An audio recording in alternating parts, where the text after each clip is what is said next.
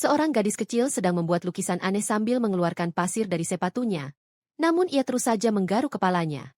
Tiba-tiba ibunya datang, dan ia buru-buru menjatuhkan pasir ke lantai lalu berpura-pura tidak melakukan apa-apa. Setelah ibunya pergi, ia berbaring di tempat tidur dan kembali menggaruk kepalanya hingga tertidur. Keesokan paginya, saat sedang menggosok gigi, kepalanya terasa gatal lagi. Ketika menyentuhnya, ia menemukan sebuah benjolan di rambutnya.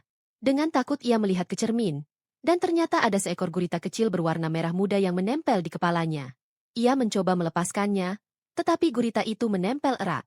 Saat ibunya datang, ia cepat-cepat menyembunyikan gurita itu di antara rambutnya. Tahun-tahun berlalu, gadis itu tumbuh besar dan gurita itu ikut membesar. Suatu hari ketika membuat perahu kertas, ia menggunakannya untuk menutupi gurita agar tidak terlihat ibunya. Namun gurita itu semakin besar hingga sulit disembunyikan. Ia mencoba melilitkannya dengan rambut, tetapi tentakel gurita tetap saja muncul. Tanpa sengaja sebuah gelas jatuh dan ibunya mengetahui kebenarannya. Sang ibu segera membawanya ke rumah sakit. Saat dokter hendak memeriksa, gadis itu menolak. Namun dokter justru bersikap ramah kepada gurita sehingga ia akhirnya setuju diperiksa. Dokter melakukan CT scan dan mengambil sampel darah gurita, lalu mereka diizinkan pulang. Sejak itu gadis itu hidup bersama gurita, tetapi lama-kelamaan gurita menjadi nakal.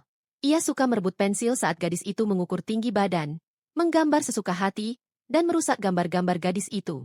Gurita semakin sulit dikendalikan hingga ibunya kembali membawanya ke rumah sakit. Setelah melihat hasil röntgen, dokter memberi bius pada gurita untuk memisahkannya.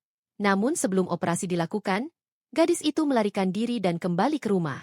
Hari itu, saat bermain di kolam dengan perahu kertas, gurita menyeretnya hingga hampir tenggelam. Untungnya ia berhasil memasangkan pelampung di kepala gurita dan kembali ke tepi kolam.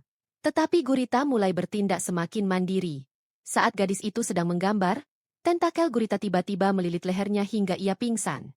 Setelah itu ia memutuskan untuk menjalani operasi. Ketika bangun dari bius, gurita itu sudah kembali ke laut. Di tepi pantai, gadis itu berdiri dan melambaikan tangan untuk mengucapkan selamat tinggal.